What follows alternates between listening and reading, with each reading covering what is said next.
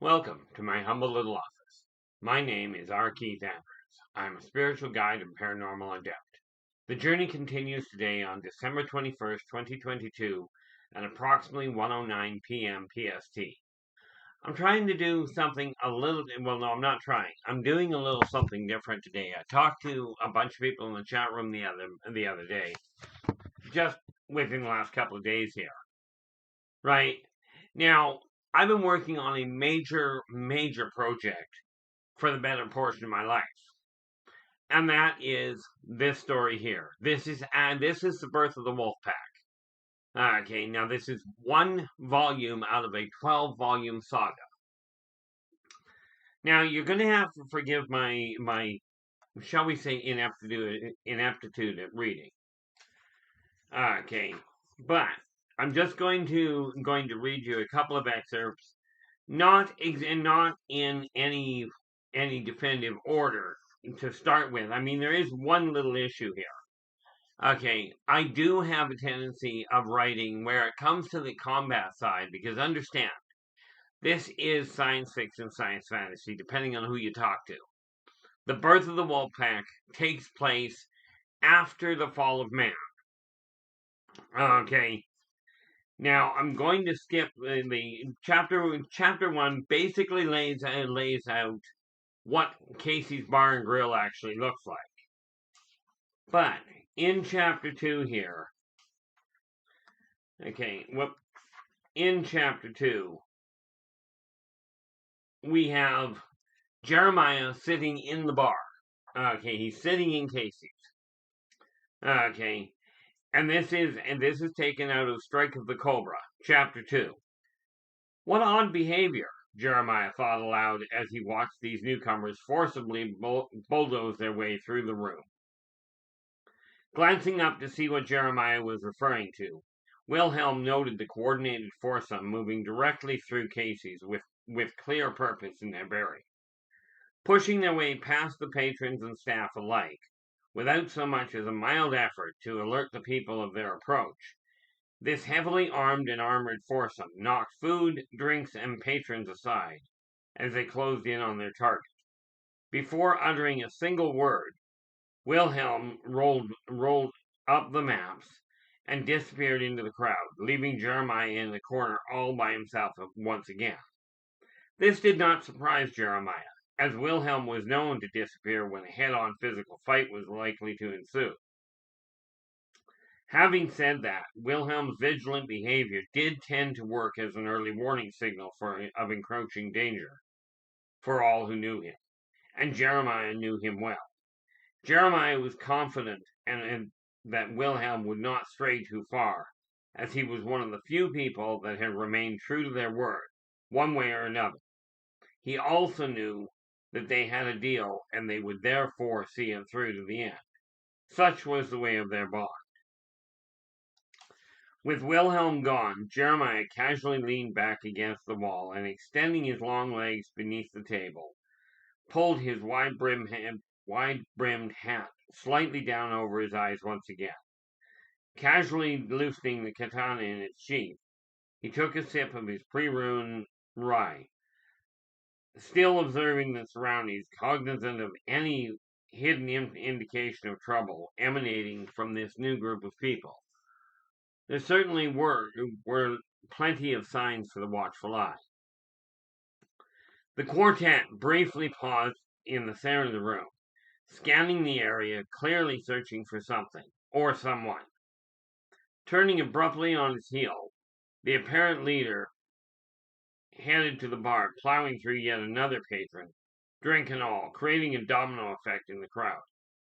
"Hey, watch where you're going, Scrag!" exclaimed the young, rough and tumble-looking patron as his meal of braised roof rabbit hit the floor, sending fried tubers and pine nuts skittering in all directions.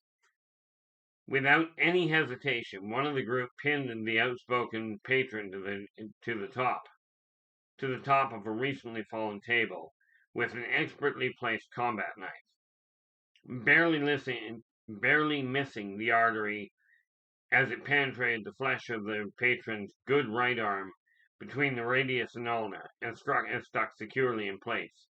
"Shut it," the assailant commanded as he carried on along his chosen path, deliberately leaving his blade behind.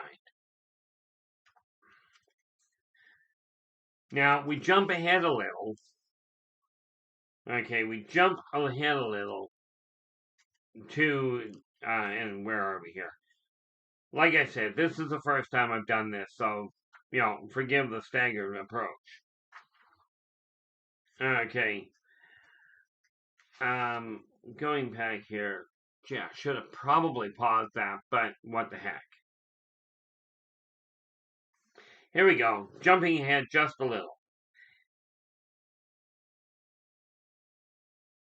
The men wore heavy vests, gauntlets, boots, and bore a variety of melee weapons in decent repair.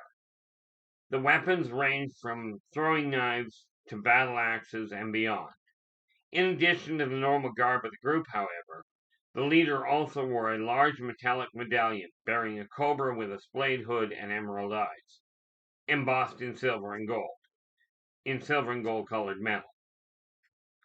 "Move it, Scrag," barked the leader as he arrived at Jeremiah's table. Ignoring the demand, Jeremiah continued to slowly sip his pre-ruined rye neat, refusing to acknowledge the owner of the abrasive voice assailing his ears, which simply infuriated the man further.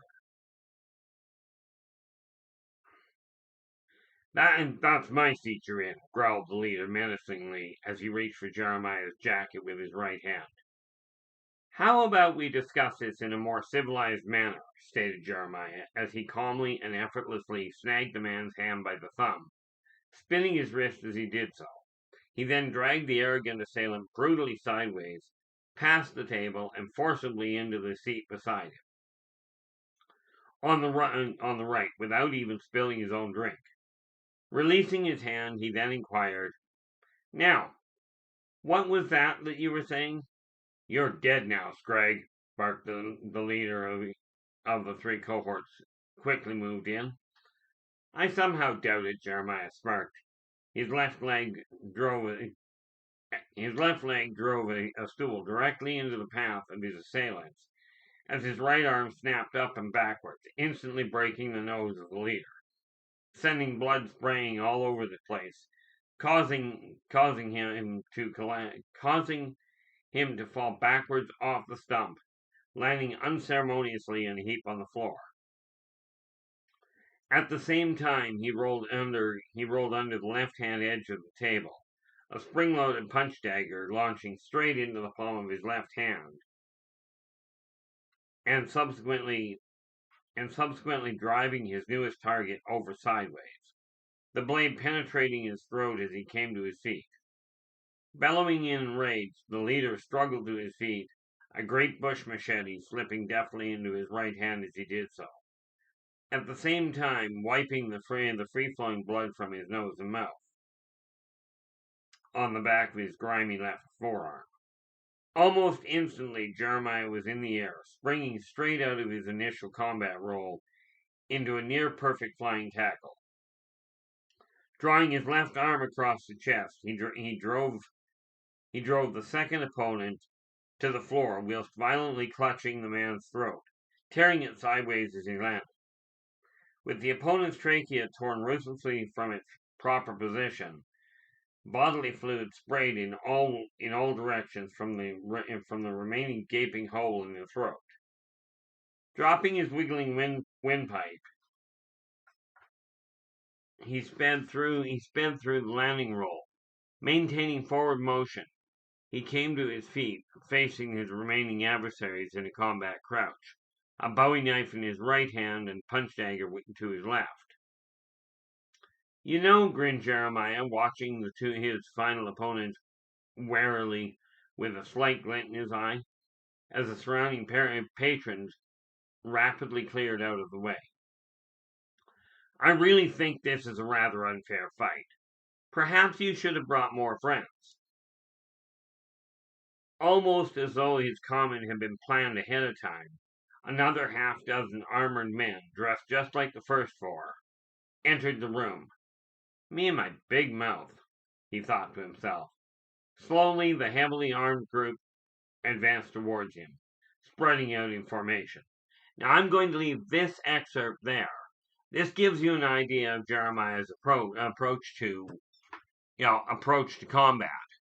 Now, we have to understand something about Jeremiah. Okay, he is, in essence, a pacifist. He is one of these people that if there is a way that he can talk and that he can talk his way out of a fight, he will. But if forced into a fight, it's another issue altogether. Now, I'm just going to jump ahead a whole pile. I don't know where I'm going to land here, in all fairness. Okay, now this is this part here, okay, is simply another person from a previous book coming back into the equation. Okay. Now understand, this gentleman coming in is actually talking to Jeremiah. But Jeremiah over the series changes names a number of times. Okay. So this next excerpt here. Okay, it's only in the first couple of chapters. Don't know exactly where. But let's see if I can find it without actually dropping the book. Oh, that actually took place before. Don't think we want to do that. Or maybe we do. I think this is actually the prologue that I just flipped open to. So I'm just double checking to make sure. Yep, this is coming out of the prologue. Like I said, I wasn't going to do these in any specific order. Okay, but it starts off, this is actually in the prologue. Blessed be Billion Belandros, began the individual before him in ancient Elfid. As I live and breathe, things are clearly happening faster than we were expecting, since you are here in the middle of it all once again. Considering you are displaying the golden amulet, it must really be as bad as council suspected. Blessed be Tyndall, Jeremiah responded, uttering the greeting of old. It has been a long time, hasn't it, my friend? Far too long, Billion. Far too long indeed, replied Tyndall with a nod. So what name are you going by in these parts, Billion? Tyndall inquired, still standing, yet looking him squarely in the eye. Now, understand, Tyndall is standing up, Jeremiah is sitting down. Okay. People know me as Jeremiah Wolfstrom, or simply Jeremiah, he smiled. Fair enough. Then we shall address you as such, if that is your will, Tyndall acknowledged. Not to worry, Tyndall. You can address me by whichever name you personally are comfortable with. I've been called many things over the years, and some of them are even repeatable in polite company, Jeremiah laughed as he looked upon his longtime friend. I assume you are busy, thus I will not tarry longer, though I feel I must ask. May I tell the others you have returned, or is this to be a secret maintained? Tyndall continued without hesitation. That is wise, Tyndall. The time for all things to change is now, Jeremiah announced. You know, the others will come as well, Billion stated Tyndall in a very relaxed yet melodic voice. Yes, I know, and there will be fear, panic, and death. But there will also be love, peace, and life in the end, Jeremiah responded. As you are aware, I have been known by many names in many lands over the years. They all require the insight. Over the years, Tyndall repeated with a chuckle. Now that is truly an understatement for the record books, Billion. I shall spread the word, my friend. But do us all a favor. Find another reliable crew. You cannot find another reliable crew for support. We cannot afford to have you die yet again. That is why I am here, Tyndall, to track down the best motley crew of reliable misfits I have ever had the pleasure of working with since the Great Collapse, Jeremiah assured him. Coming from you, Billion, that is truly high praise, replied Tyndall. They are actually good people, Tyndall, Jeremiah said. Though admittedly when any one of them gets rolling, it often results in somebody getting severely hurt. Put them all together with a common adversary, and there is no functional way of telling what the final result or body count is likely to be. Well, aside from the very high odds that they will win, one way or another. Understood, Billion. Fairly well, my friend. Until we meet again, confirmed Tyndall as he turned and disappeared back into the crowd without a trace, leaving Jeremiah to his own thoughts once again. Now, I'm going to bring this to a close, because I'm pretty certain that trying to listen to me read is kind of like trying to listen to somebody drone on and on. But thank you so much for joining me. I will be putting one. My intention is to put one of these out a week. Okay, just to get people understanding what this storyline is. This is a major saga that runs all the way. The actual saga runs all the way from the beginning of creation to the fall of mankind, which is right after that where the birth of the wolf pack takes place, and then carries through the trilogy. Now, like I said, those excerpts came out of this, and that's only in the first chapter. Okay, the second book, already in print, is The End of an Epoch, and it is a direct sequel to the birth of the wolf pack. Okay, book number 3 or 12, depending on who you want to ask, is coming out as quickly as I can get it. Now, with that in mind, I'm going to bring this to a close. I've got some other things I've got to get done. But thank you so much for listening. And I will talk to you later. Until then, take care of yourselves and each other.